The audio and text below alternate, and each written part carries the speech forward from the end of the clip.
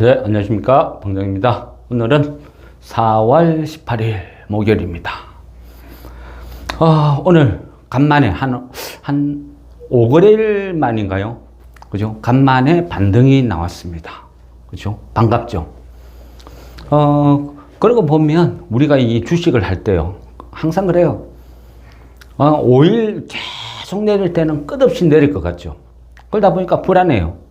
불안하고 현금을 갖고 있음에도 불구하고 보유하고 있는 주식에 대한 어떤 두려움, 공포, 이게 엄청나죠. 끝없이 내릴 것 같고, 이쯤에서 손절을 해야 되나 고민스러워요. 그런데 오늘 같이 또 갑자기 반등이 나오면, 그죠? 마음이 돌변하죠. 보유하고 있는 주식이 아니고 갖고 있는 현금이 아쉽죠. 어제 물타기 했으면, 어제 샀으면 또 그런 후회가 들어요. 그죠? 그런데 만일 내일 또 빠지면 어떻게 되겠어요? 그러면 또 갖고 있는 주식이 또 애물단지로 변해요. 왜? 사람이 하니까. 이 주식을 사고 팔고 하는 주체는 사람이죠. 그러니까 항상 멘탈, 심리적인 그죠? 요인이 모든 것을 다 결정을 한다, 좌우한다. 이래 봐도 틀린 말은 아닌 것 같아요. 그런데 그죠? 분명 많이 빠진 거는 맞아요. 많은 주식들이 52주 신저가에서 바닥에서 놀고 있으니까. 그런데 말이죠. 냉정하게 봐야 돼요. 항상 냉정하게.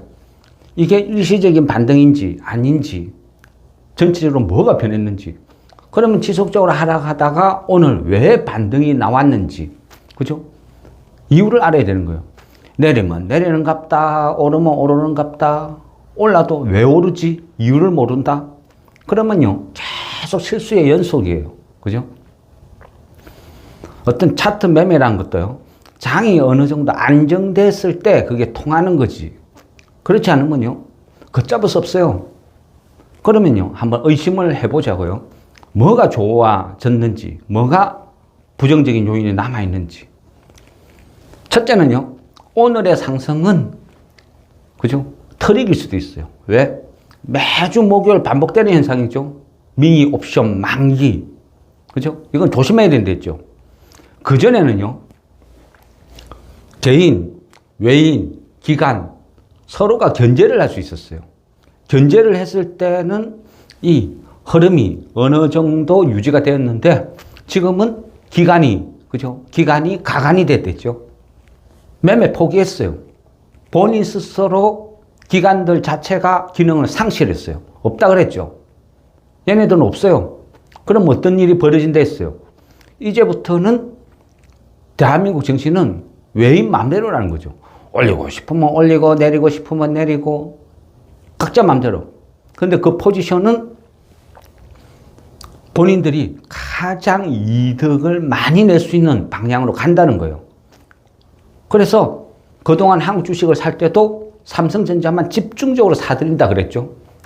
의심을 해야 된다는 거예요. 한국 주식이 좋아서 사는 게 아니고 삼성전자를 산다. 환율이 요동침에도 불구하고 사고 있다. 이거는요, 앞으로 계속 이런 현상이 벌어질 수도 있다는 거죠. 그래서 오늘은 미니 옵션 만기. 그래서 오늘의 상승은 트릭일 수도 있다. 이렇게 의심을 하는 게 맞지 않나. 그런 생각입니다. 일단은 개인은 다 팔았어요. 그 코스피에서 개인은 한 6,500억, 그 다음에 코스닥에서 한 3,100억 팔아치웠어요. 근데 외인은 다 받아냈죠. 외인이 오늘 코스피에서 한 5,700, 코스닥에서 한 2,500, 선물에서 한 4,900 다 사들였어요. 그러니까 급등을 한 거예요. 외인은 항상 똑같죠. 존재감이 없어요. 외인 코스피 한 600억, 코스닥 한 500억, 선물에서 한 100억, 그 정도 샀어요. 그러니까 얘네들은 의지도 없어요. 사도, 매수를 해도 그죠? 하락 배팅, ETF 이런 거나 샀을 수도 있고.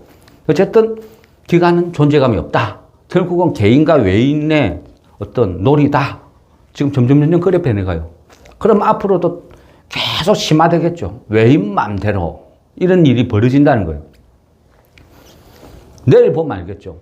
내일도 외인이 선물과 현물을 왕창왕창 사들인다. 그러면 어느 정도 추세가 이제는 바닥을 찍고 턴하나? 뭐 그런 생각해 볼 수도 있겠죠. 그죠? 그래서 오늘은 틀이 의미 없다. 내일 봐야 된다. 내일도 외인들이 왕창 사주고 지수가 확 급등을 하고 하면 그때는 그동안 아껴뒀던 그 현금을 추매를 할 것인가 말 것인가 고민을 한번 해보는 게 맞는 것 같아요. 그런데 내일을 봐야 정확하게 안다. 이래 볼 수 있을 것 같아요. 표면적으로는 그죠? 바이든의 공약. 그래서 그 철강주들이 우욱 강세를 보였어요. 근데 이 부분도요. 모순이 많아요. 그러니까 공약은 공약일 뿐 이래 봐야 되죠. 왜? 미국이 항상 거론하는 게 있죠. 슈퍼 301조. 이거는 이 슈퍼 301조라는 거는요. 수시로 바뀌어요. 때로는 우리나라가 대상일 때도 많았어요. 이 슈퍼 301조라는 것은 미국의 이익을 위해서 그냥 어떤 미국이 만들어낸 법이에요. 그러니까 강자가 가질 수 있는 그냥 어떤 행포 이래 봐도 된다는 거예요. 그래서 지금 대선이잖아요. 대선이니까 바이든 입장에서는 뭘 보여줘야 돼요? 강력한 대통령, 파워를 갖고 있는 대통령, 이런 힘을 보여줘야 돼요. 근데 그 힘을 보여줘야 될 대상이 어디 있어요? 적군이 있어야 내가 싸우러 나가죠. 적이 없는데 누구한테 내 강맹함을 보여줘요? 찾다 보니까 결국은 중국밖에 없어요. 그러니까 중국은 다 주고 가는데 꼬랑지 내리고 다 주고 가고 있는데 또 한 방 날리는 거죠. 왜? 만만한 대상이 없거든요. 그래서 중국의 어떤 철강, 관세, 슈퍼 301조 발동해서 왕창 때리겠다 공약을 하는 거죠. 그리고 또 한편으로는 그죠? 중국의 어떤 조선의 어떤 해양 조선의 어떤 무역 제재를 가하겠다. 또 그래 나오겠죠. 그래 되면 어떻게 되겠어요? 철강 조선 밀접한 관계죠. 철강을 차단해 버리면 어차피 조선도 묻혀가는 것이고. 근데 이 부분은요.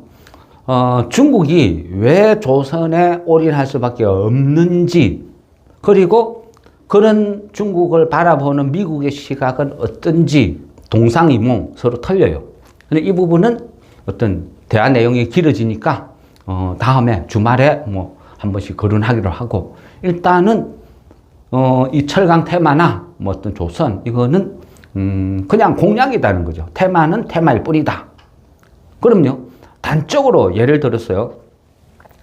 지금 바이든이 미국이 제일 골치 아파하는 게 뭐죠? 미국 입장에서 보면 인플레이션이죠. 인플레이션. 근데 저가의 중국산 철강을 차단을 해버렸어요. 그럼 어떻게 돼요? 철강 가격이 막 치솟겠죠. 비싼 걸 써야 되니까. 그러면 어떤 일이 벌어져요? 인플레이션을 자극하는 거죠. 그죠? 철강이라는 건 산업 전반에 다 쓰이는데 중국산을 차단해버리면 기초 원자재 가격이 다 급등을 하기 시작하겠죠. 그러면 인플레이션을 또 자극을 해요. 근데 지금 현 시점하고 맞나요? 전혀 안 맞죠. 그러니까 이 철강에 대한 어떤 관세, 이거는 그냥 선거용이다. 만일 내가 대통령 되면 중국산 철강 관세 엄청나게 매기겠다. 되고 나서 안 하면 되죠. 그죠? 공약은 공약으로 끝내야 된다. 그럼 뭐다? 우리나라 철강도 테마는 테마로 끝내야 된다. 제가 보는 관점은 그렇다는 거죠. 내가 미리미리 사놨는데 오늘같이 급등을 했으면 매도 관점, 아니면 고가의 추격 매수, 이건 아니라는 거죠. 뭐 제가 보는 관점은 그렇습니다. 그런데 지금은요, 웬만한 종목이 다 바닥에서 뒹굴고 있어요. 그죠? 웬만한 종목들이. 그러니까 조금만 이슈가 발생해도 뭐 10%, 20% 급등을 해버린다 그랬죠. 반대로 이슈가 없고 장이 얼어붙으면 거래량도 없이 또 계속 주저앉아요. 가량비 어쩌듯이 1%, 2%, 3% 이렇게 주주주주 흘러내리죠. 들고 있으면 답답하죠. 어느 순간 보니까 마이너스 20%, 마이너스 30% 이래 돼요. 그럼에도 불구하고 매도를 못하는 이유는 뭐죠? 오늘같이 예고도 없이 갑자기 급등을 하면 그때는 어떻게 해요? 내가 10,000원에 팔았는데, 손절 쳤는데, 11,000원 되면 추격 매수 할 수 있을 것 같아요? 결국은 포기해요. 그래서 항상 그래요. 대세 하락기에 100% 현금 들고 있는 사람은요, 대세 상승기에도 100% 현금 들고 있어요. 그게 주식이에요. 심리 게임. 그래서 어느 정도는 어쩔 수 없이 주식을 들고 가야 돼요. 단지 비중 조절을 잘해야 된다. 그렇죠? 장세를 보면서 대응을 하는 거죠. 하루 반등했다고 아쉬워할 필요도 없고 힘들어할 필요도 없고 괴로워할 필요도 없어요. 그죠? 또 대부분 주식은요, 좋은 주식은 웬만큼 내가 바닥에 샀으면 그 바닥에서 지하를 파고 들어가도 시간만 지나면 다 해결해줘요. 제가 해보니까 그렇더라고요. 매도 이후, 하락 이후 주식이 쭉 빠져요. 그 원인을 찾아야죠. 그게 개인들의 신용 반대매매면 가장 좋은 찬스고, 그죠? 요즘은 기간 매도도 많기는 해요. 근데 회사가 아무 문제 없다. 회사는 잘 돌아가. 그러면요, 대부분 다 자리를 준다는 거죠. 그냥 떨어지면, 좋은 주식 떨어지면 그냥 찔끔찔끔 분할 매수 하면 된다는 거죠. 요즘도 한 번씩 띵동띵동 하면 작년에 사놨던 주식들, 막 배당금 막 들어와요. 완전 공동 같은 기분이죠. 근데 더구나 요즘 주식들이 쫙 빠져 있으니까 그 배당금 받아가지고, 아이고, 이게 어디야? 하고 또 그 종목 다시 사나요? 에이, 모르겠다. 올 연말에 또 배당받지 뭐. 그런 기분으로. 주식은 그래야 될 것 같아요. 너무 이 주식 시장에요, 그 찌라시에 놀아나면 아무것도 못해요. 사람이 말라 죽어요. 그래서 주식을, 즐기는 주식을 하려면 항상 현금 비중을 유지를 해두면 돼요. 현금 비중이 많으면 많을수록 내 마음은 편안해져요. 심지어는요, 내가 주식 비중이 한 20%, 현금 비중이 80% 되면요, 사람의 마음이라는 게 간세해서 빠져라, 빠져라, 빠져라, 더 빠져라. 그런 심리가 발동해요. 우리도 얼마 전에 그런 종목이 있었죠? 하나? 고점에, 그죠? 분할 매도하고 나니까 저한테 문의하는 사람 많죠?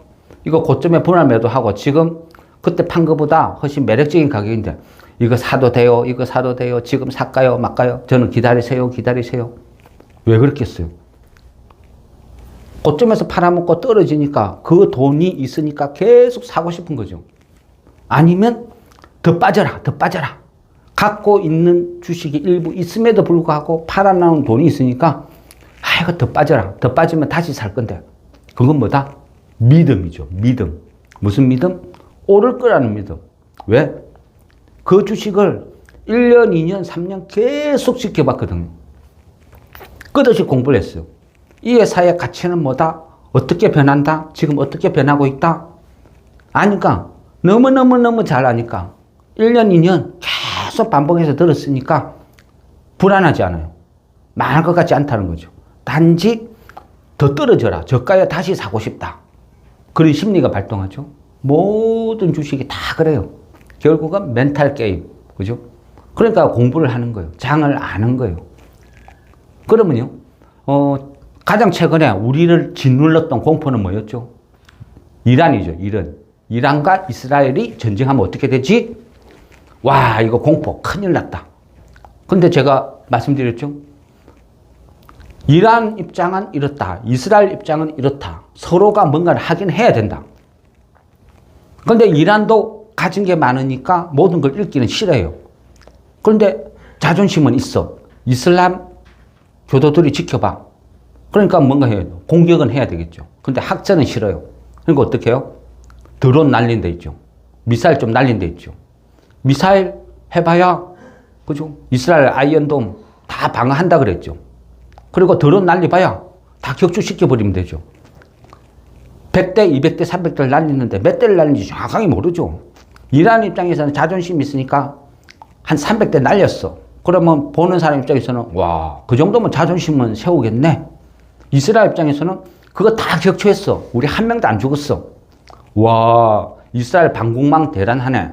그러면 공격한 이란도 자존심이 살고 방어를 한 이스라엘도 네타냐후 총리 입장에서는 자존심이 사는 거죠. 서로가 윈윈. 그러니까 어떻게 됐죠? 유가가 아무 반응이 없죠. 오히려 떨어졌죠. 그러니까 이러한 사태를 심각하게 여기고 찌라시에 속아서 뭐 방산, 뭐 유가, 뭐 석유 이런 거에 뭐 왕창 베팅한 사람들은 낭패를 받겠죠. 오늘 같은 날에도 그죠? 오늘 같은 날 보면 코스피에서 한 700개 올랐죠. 뭐 하락 한 100 몇십 개. 코스닥은 한 1300개 오르고 한 200 몇십 개 빠졌어요. 이런 와중에도 하락을 주도한 것은 그죠? 석유 관련 주식이었죠. 또 방산. 그건 뭐겠습니까? 그래서요. 우리가 알고 있는 그죠? 정보. 이거는 주식시장의 정보는 찌라시가 대부분이다. 그래 말씀드리죠. 그러니까 이유를 알아야 돼요. 공부를 해야 돼요. 판단해야 되는 거예요. 시장을 판단해야 된다. 그러면 앞으로 위험 요인 뭐가 있을까요? 네, 뭐 금리 인하 한다 안 한다 이렇다 저렇다. 그거는 식상하죠 이제. 시장도 적응을 했어요. 최근에 장을 억눌렀던 것은 불안 요소를 만드는 것은 환율이었죠. 환율의 급격한 변화. 이런 거는요. 뭐 미국의 금리 인하가 지연된다. 다시 강달러 이런 영향도 있지만 실질적으로는 헤지펀드죠. 헤지펀드. 과도한 움직임은요. 결국은 헤지펀드들의 개입이에요. 그래서 환율을 교란시키는 거예요. 근데 이런 부분이 그죠? 갑자기 해소됐죠. 미국에서 우리나라는 최상목 부총리죠. 최상목 부총리 겸 그죠? 기획재정부 장관이죠. 그리고 뭐 미국의 재무장관 제닛 앨런 그리고 일본의 스즈키 수니치 재무장관 이래 만났죠. 만나서 이야기를 했어요. 어떤 식으로든 우리가 개입을 하겠다. 우리나라나 일본이나 혼자서 했으면 힘이 없어요. 근데 미국, 일본, 한국 재무장관이 만나서 엄포를 놓으니까 비록 립서비스를 해도 먹히는 거예요. 그러니까 헤지펀드들이 와 이거 이러다 큰일 나겠다 하니까 매도를 치고 환율이 급락해버리죠. 순식간에 1,400원 돌파한다, 1,500원 돌파한다 하던 게 1,370원대까지 급락. 그러면 외인들 입장에서는 또 부담이 없어지죠. 아, 이 정도가 환율 고점이다 판단되면 그죠? 한 차익도 없고 주식 차익도 없고 그래서 뭐 매수를 들어올 수 있는 분위기 환경은 조성됐다. 이래 볼 수도 있죠. 일단은 환율이 잡혔다. 그리고 TSMC 그죠? 1분기 실적이 좋게 나왔죠. 전년 대비 한 9%인가 증가했어요. 그러다 보니까 예상치보다 훨씬 좋게 나왔다. 그러니까 다시 반도체에 대한 어떤 꺼진 희망을 다시 쭉 짚어놨다. 또 이렇게 볼 수도 있어요. 그래서 이런 부분은 긍정적이다. 이래 볼 수도 있고요. 불안 요소는 그죠? 불안 요소는 테슬라예요. 테슬라. 싫든 좋든 우리 정신은 2차 전지 테마들이 시가총액 상위를 다 포진을 하고 있으니까 2차 전지가 무너지면 장세가 무너지고 또 신용 반대 매매 이런 것들이 막 쏟아져 나와요. 그러니까 빠져도 천천히 빠져야지 요동을 치면 별로 안 좋다 그랬죠. 그러면 이 부분도 체크를 해봐야 돼요. 어쨌거나 가장 큰 영향을 미치는 것은 테슬라. 그죠? 테슬라 1분기 실적 뭐 별로 안 좋다. 이거는 대부분 다 그죠? 각오하고 있는 거예요. 그런데 문제는 1분기 실적 발표 이후에 뭐죠? 비전 제시죠. 비전을 제시를 해야 되는데 주식은 꿈을 먹고 사니까. 근데 최근에 테슬라가 타겟책으로 그죠? 저가 모델, 그러니까 대중화를 시키겠다 그 말이겠죠. 저가 모델 모델 2 이 부분을 공개를 하겠죠. 그리고 뭔가 비전을 제시를 해줘야 되는데 최근에 그죠? 최근에 10% 테슬라에서 10% 감원 기사는 다 보셨죠? 근데 10% 감원이 그죠? 자체도 나쁜데 제가 보는 관점은요. 모델 2 테슬라가 향후 타겟책으로 내밀고 있는 모델 2의 핵심 임원이 퇴사를 막 했다는 거죠. 잘렸겠죠. 그거는 뭐죠? 테슬라는 모델 2로 부활을 노리고 있는데 모델 2의 핵심 임원이 퇴사를 하고 10% 감원을 시키고 그러면 모델 2를 포기한다. 저는 그렇게 생각하는 거죠. 그러면 23일 이후에 테슬라가 또 추가 급락할 수도 있다. 그러면 우리 2차전지 테마를 영향 미치고, 그럼 코스닥이 내려앉고, 내려앉으면 신용 반대매매 나오고, 또 악순환의 반복으로 갈 수도 있다. 그러면 2차전지가 무너졌는데 다른 업종이 보충을 해주면 그나마 낫겠죠. 근데 지금은 그죠, 오늘 같은 날은 그 철강도 했지만 조선주들도 확 반등을 보였죠. 이 조선주가 반등을 보인 것은 그죠, 요것도 선거 공약이죠. 저 중국 해양 조선 무역 제재를 하겠다. 그러니까 철강과 조선이 같이 반응을 일으킨 거예요. 그전에도 말씀드렸지만 어떤 조선은 개인적으로 저는 좋게 생각한다. 근데 단지 끝없이 빠지니까 공포 구간인데 그 공포를 뭐 극복해야 된다. 이겨내야 된다. 그런 관점이었죠. 근데 뭐 어쨌든 앞으로는 조선은 뭐 어떤 충분한 어떤 수주도 받아두고, 그죠?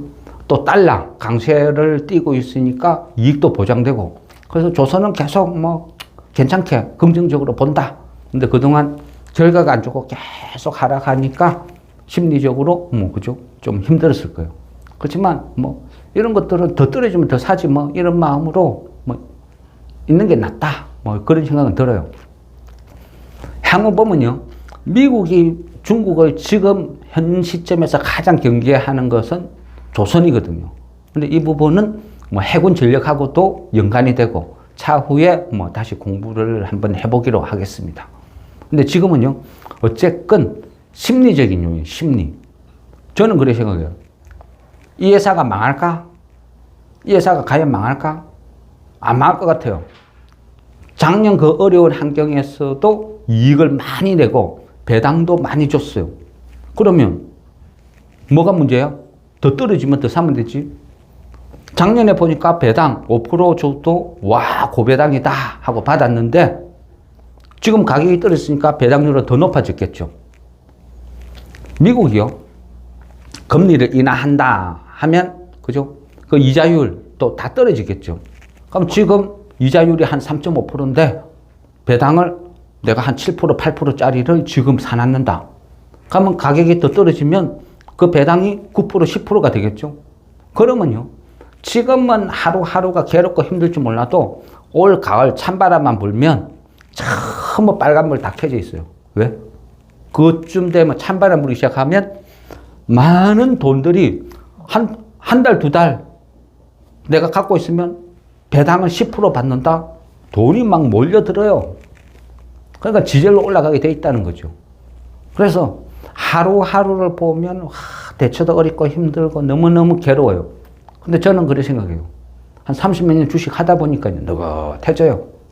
지금은 완전히 똥값이네. 그냥 분할 매수만 잘하면 되지. 심심하면 사고, 이래서 사고, 저래서 사고, 뭐 사놓고 올 연말 배당 갈 때까지 한 가보지 뭐. 뭐가 문제야? 느긋해져요. 근데 개인들은 왜 힘들어요? 회사는 모르지요. 오로지 판단 기준은 차트인데 차트가 끝없이 지하를 파고 있어요. 지지선이 아무것도 없어. 지지선이 아무것도 없으니까 매수를 못 하는 거예요. 뭐 기준점이 있어야죠. 뭐 하다못해 선을 쭉쭉 들러 늘려가지고 야 2019년도 지금 해가 크게 보니까 쌍바닥이네. 한번 사볼까? 그런 심리라도 발동할 수는 있겠지만 장세가 온갖 악재투성이니까 용기가 안 나는 거죠. 그죠? 원래 주식은 그래요. 지금 온갖 악재가 넘쳐나니까 대부분의 주식이 이 가격에 거래가 되고 있는 거죠. 악재가 없었으면 이 가격까지 떨어졌겠어요? 안 떨어졌겠죠. 그죠? 그러면 뭐 20% 30% 박연세를 한다 하면 때로는 용기를 갖고 뭐 살 수도 있는 배짱도 있어야 된다. 단 분할 매수해야죠.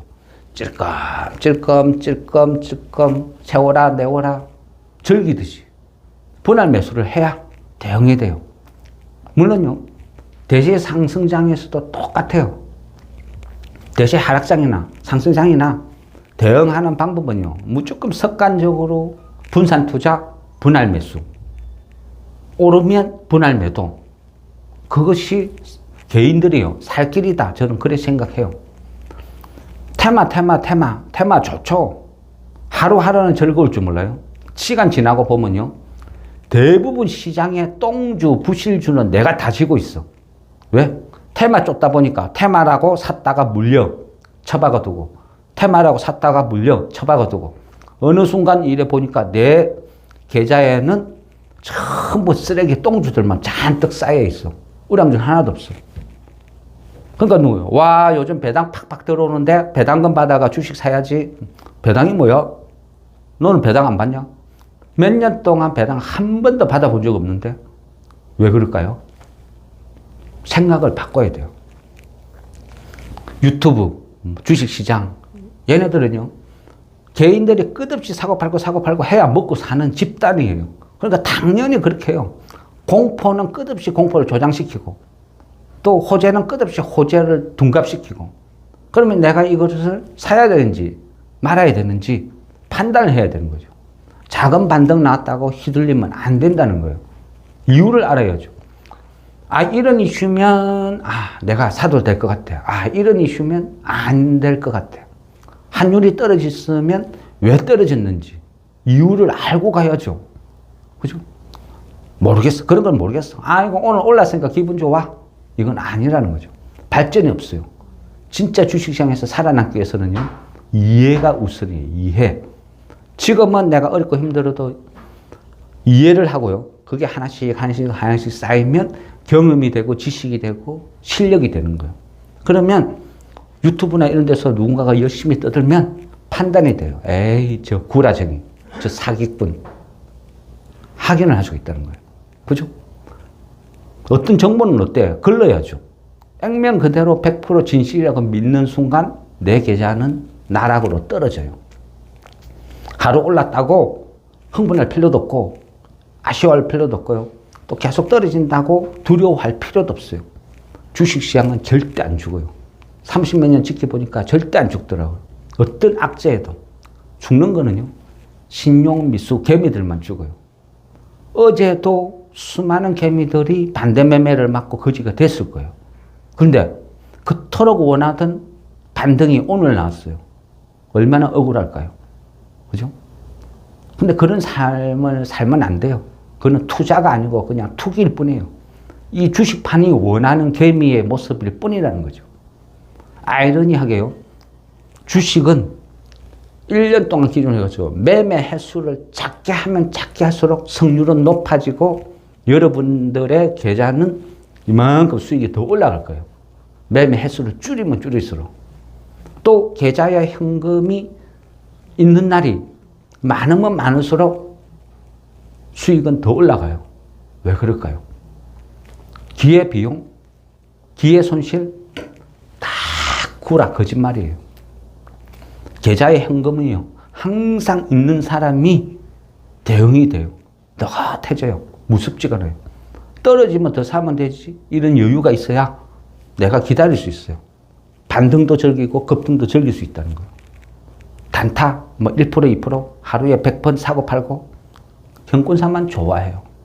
우리가 정말 투자를 한다는 건요 공부를 해야 돼요. 이해를 해야 돼요.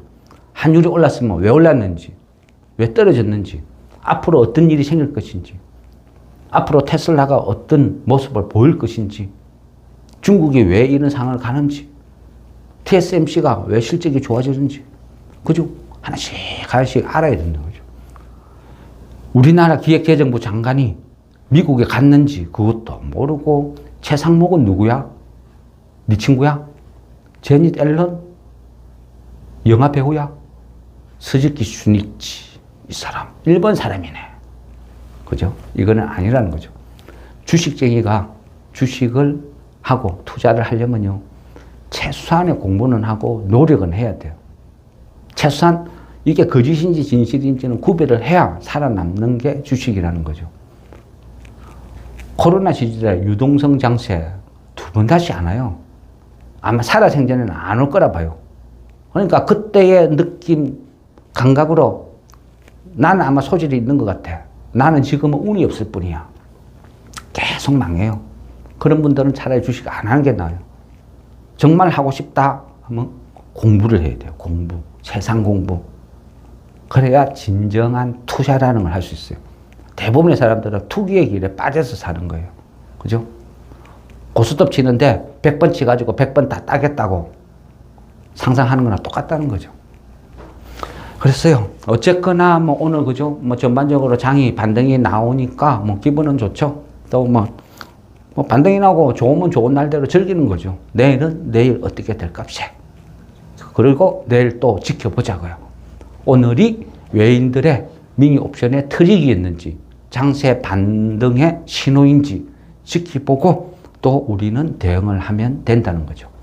내가 어떤 주식을요, 연중 최저가에 매수하겠다 이 생각만 버리면요 되게 편해요. 나는 그냥 연중 최저 바닥에서 조금 더 피 붙여주더라도 무조건 확인하고 안전하게 갈 거야 이러면요 무지 편해요. 주식은 멘탈 게임. 세상의 어떤 방장도요 불안한 그 심리까지 잡아줄 수는 없어요. 그죠? 불안한 그 마음은 본인만 다스릴 수 있어요. 내 마음이 안정됐을 때 비로소 투자의 시작이 되는 겁니다. 예. 이상 오늘 기분 좋은 증시 시황 설명 마치겠습니다. 수고했습니다.